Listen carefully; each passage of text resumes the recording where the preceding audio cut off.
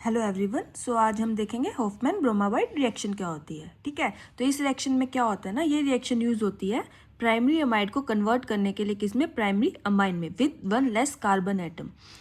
तो इस रिएक्शन में क्या होता है ना कि हमारे पास जो प्रोडक्ट बनता है ना उसमें एक कार्बन एटम कम होता है रिएक्टेंट से। फॉर एग्जाम्पल यहाँ पे हमने क्या लिया, ये अमाइड है हमारे पास। ठीक है, ये यहाँ पे रिएक्शन हुई और ये हमारे पास अमाइन बन गई। राइट, अब देखो अमाइड में हमारे पास कितने कार्बन थे, 1 2। अमाइड में हमारे पास कितना कार्बन है, 1। ठीक है, तो इसमें क्या होता है, एक कार्बन हमारे पास प्रोडक्ट में क्या रहता है, कम रहता है जितना कि रिएक्टेंट में था। इसीलिए इसको जो है ना हम हॉफमैन ब्रोमाबाइड डिग्रेडेशन रिएक्शन भी बोलते हैं। डिग्रेडेशन क्यों? क्योंकि इसमें क्या है, हमारे पास प्रोडक्ट में एक कार्बन एटम कम बनता है रिएक्टेंट से। ठीक है, तो हॉफमैन ब्रोमाबाइड रिएक्शन क्या होती है, प्राइमरी अमाइड को प्राइमरी अमाइन में कन्वर्ट करने के काम आती है। प्राइमरी अमाइन जो हमारे पास बनती है उसमें क्या होता है, एक कार्बन एटम लेस होता है अमाइड से। ओके, और ये रिएक्शन में हमेशा हम प्राइमरी अमाइड यूज़ करते हैं। ये रिएक्शन सेकेंडरी अमाइड और टर्शियरी अमाइड नहीं दे सकते हैं। अब क्यों नहीं दे सकते, इसका रीज़न हम आगे देखेंगे। ठीक है, तो प्राइमरी अमाइड को प्राइमरी अमाइन में कन्वर्ट करने के लिए यूज़ होती है। तो ये रिएक्शन होती क्या है, रिएजेंट क्या यूज़ करते हैं हम, इसमें क्या करते हैं, प्राइमरी अमाइड को रिएक्ट करवाते हैं किसके साथ, हेलोजन के साथ, और एक स्ट्रॉन्ग बेस और वाटर। अमाइड लेते हैं, हेलोजन, बेस और वाटर, ये हमारे पास रिएजेंट यूज़ होते हैं और ये किस में कन्वर्ट हो जाता है, अमाइन में। प्राइमरी अमाइड ही देते हैं, सेकेंडरी और टर्शियरी अमाइड नहीं देते हैं। और जो हमारे पास अमाइन बनता है उसमें एक कार्बन एटम क्या रहता है, कम रहता है, किससे, अमाइड से। ठीक है, अब देखते हैं इसका मैकेनिज्म कैसे रहता है। ये है हमारे पास अमाइड है, अब हमने क्या लिया, बेस लिया। अब बेस क्या करेगा, बेस एसिडिक एच को रिमूव करेगा।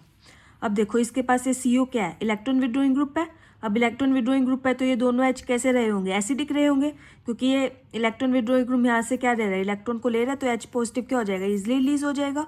इजिली रिलीज हो जाएगा तो ये कैसे एच है, एसिडिक एच है। राइट, तो बेस है, एसिडिक एच को रिमूव करेगा, एच पॉजिटिव रिलीज हो जाएगा और हमारे पास ये बन जाएगा। अब हमने एक हेलोजन भी लिया था, अब यहाँ पे नेगेटिव है तो यहाँ पे क्या होंगे, डाइपोल जनरेट हो जाएंगे। यहाँ पे Br स्लाइटली पॉजिटिव, यहाँ पे स्लाइटली नेगेटिव।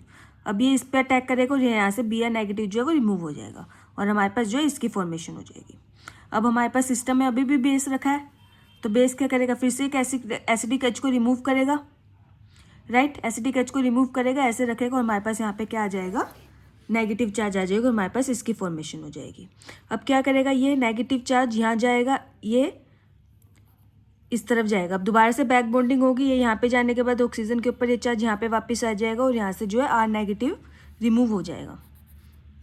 करेक्ट, अब देखो, अब Br नेगेटिव क्या है, Br negative is a good leaving group.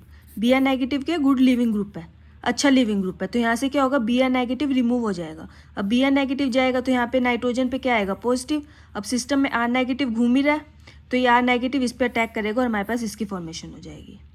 ठीक है, अब ये कैसे बना, ये समझ में आया ना। देखो यहाँ से R गया, अब O और C के बीच में क्या थे, डबल बॉन्ड। अब नाइट्रोजन ने यहाँ पे नेगेटिव चार्ज दिया था तो यहाँ पे आके डबल बॉन्ड और ये Br। ठीक है, अब यहाँ से Br नेगेटिव, क्योंकि गुड लिविंग ग्रुप है, यहाँ से Br जाएगा, नाइट्रोजन पे पॉजिटिव आएगा, यहाँ पे सिस्टम में R नेगेटिव घूम ही रहा है, वो इसके ऊपर अटैक करेगा और ये बना देगा। अब लास्ट टाइम में हमने क्या लिया था, इसमें H2O भी लिया था। अब H2O में ऑक्सीजन के ऊपर क्या है, लोन पेयर ऑफ इलेक्ट्रॉन। अब ये कार्बन क्या है, इसके ऊपर क्या लगा हुआ, ऑक्सीजन। ये क्या रहता है, यहाँ से इस बॉन्ड से क्या लेता है, इलेक्ट्रॉन लेता है, इसके ऊपर स्लाइटली नेगेटिव आता है, इस पर स्लाइटली पॉजिटिव आता है। अब ये इलेक्ट्रॉन डेफिशिएंट है, ऑक्सीजन के पास लोन पेयर है, इसके ऊपर अटैक करेंगे और ये बॉन्ड यहाँ शिफ्ट हो जाएगा, ये बन गया। अब ये बॉन्ड यहाँ शिफ्ट हुआ है तो नाइट्रोजन के ऊपर क्या है, नेगेटिव, ऑक्सीजन ने लोन पेयर दिया तो इसके ऊपर आया पॉजिटिव। अब ऑक्सीजन को अपना पॉजिटिव चार्ज रिमूव करना है तो यहाँ से क्या करेगा, एक H पॉजिटिव रिलीज करेगा। अब जैसे ही यहाँ पे H पॉजिटिव रिलीज हुआ, नाइट्रोजन के ऊपर क्या है, नेगेटिव चार्ज है, तो ये नाइट्रोजन क्या करेगा, इस H पॉजिटिव को एक्सेप्ट कर लेगा और हमारे पास जो है इसकी फॉर्मेशन हो जाएगी। समझ में आया इतना। अब नेक्स्ट स्टेप में क्या होगा, एक CO2 का मॉलिक्यूल रिलीज होगा। होगा कैसे, ये OH है, ये वाली बॉन्ड यहाँ शिफ्ट होगी, यहाँ से ये बॉन्ड टूट जाएगी। अब जैसे ये बॉन्ड टूटेगी, नाइट्रोजन के ऊपर क्या आएगा, नेगेटिव, नेगेटिव आएगा। अब यहाँ से जो H आया है, जो H पॉजिटिव रिलीज हुआ है, उस H पॉजिटिव को ये नाइट्रोजन क्या कर लेगा, ले लेगा और हमारे पास क्या बन जाएगी, प्राइमरी अमाइन की फॉर्मेशन हो जाएगी। सिंपल था मैकेनिज्म, एक बार फिर से देखते क्या हुआ है। हमारे पास ये अमाइड था, हमने इसमें बेस डाला। अब ये H क्या रहे हैं, एसिडिक रहे हैं, तो इस एसिडिक H को रिमूव करेगा और यहाँ पे हमारे पास नाइट्रोजन पे नेगेटिव आ जाएगा।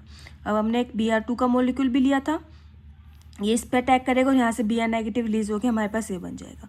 अब सिस्टम में हमारे पास अभी भी बेस पड़ा है, वो इस सेकेंड एसिडिक H को रिमूव करेगा और नाइट्रोजन के ऊपर क्या आ जाएगा, नेगेटिव चार्ज आ जाएगा। अब नाइट्रोजन का नेगेटिव चार्ज यहाँ जाएगा और यहाँ से जो है कार नेगेटिव का मोलिक्यूल रिमूव हो जाएगा। ओके, अब Br क्या है, अब एक गुड, क्योंकि एक गुड लिविंग ग्रुप है तो क्या होएगा, Br नेगेटिव निकलेगा, नाइट्रोजन पे पॉजिटिव आएगा। अब सिस्टम में हमारे पास ऑलरेडी आ रहा है तो ये N और R क्या कर लेंगे, बॉन्ड करके हमारे पास ये बना लेंगे। अब लास्ट में हमने H2O लिया था, तो अब ये कार्बन क्या है, स्लाइटली पॉजिटिव, ऑक्सीजन के पास क्या, लोन पेयर ऑफ इलेक्ट्रॉन, ये इसके ऊपर अटैक करेंगे, ये बॉन्ड यहाँ शिफ्ट होगा।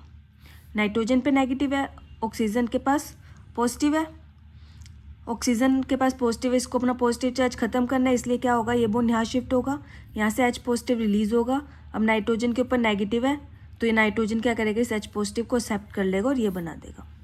ठीक है, अब यहाँ से एक CO2 का मॉलिक्यूल रिमूव होगा, यहाँ पे ये बॉन्ड ऐसे जाएगी, ये बॉन्ड ऐसे जाएगी। अब ये बॉन्ड ऐसे जाएगी तो नाइट्रोजन पे नेगेटिव आएगा और यहाँ से एक H पॉजिटिव रिलीज हुआ है, नाइट्रोजन पे नेगेटिव है, हाइड्रोजन पे पॉजिटिव है, दोनों आपस में बॉन्ड बना के क्या कर लेंगे, प्राइमरी अमाइन की फॉर्मेशन कर लेंगे। इसका मैकेनिज्म जो है इतना था, सिंपल सा था। अब बात करते हैं कि सेकेंडरी और टर्शियरी अमाइड ये रिएक्शन क्यों नहीं देते हैं। क्योंकि अगर सेकेंडरी अमाइड देगा तो यहाँ पे H की जगह क्या रहेगा, R, ये नाइट्रोजन तो रिमूव हो जाएगा। इस बेस ने क्या किया, एक एसिडिक H को रिमूव कर लिया। अब सेकेंड में हमारे पास यहाँ पे क्या रहेगा, R, ये रिएक्शन हुई। अब यहाँ पे हमारे पास क्या है, R। अब आगे रिएक्शन प्रोसीड ही नहीं कर पाएगी, क्यों, क्योंकि यहाँ पे क्या है, कोई एसिडिक H ही नहीं है, ये रिएक्शन आगे प्रोसीड ही नहीं कर पाएगी, इसलिए जो है सेकेंडरी अमाइड रिएक्शन नहीं देंगे। टर्शियरी अमाइड के केस में क्या होगा, टर्शियरी अमाइड के केस में यहाँ पे भी R होएगा।